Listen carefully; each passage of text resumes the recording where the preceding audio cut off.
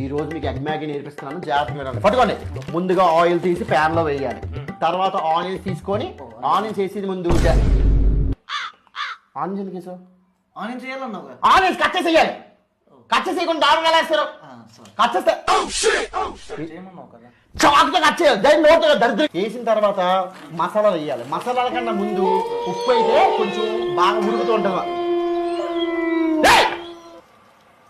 మసాలా ఎందుకు చేసావు? నేను ఇప్పుడు ఎగ్స్ తీసుకొని వస్తాను. ఈ లోపు ఈ మ్యాగీని వాటర్లో వేసి బాయిల్ చేయండి. ఓపెన్ చేసేయాలి కదా, డైరెక్ట్గా వేసారేంట్రా?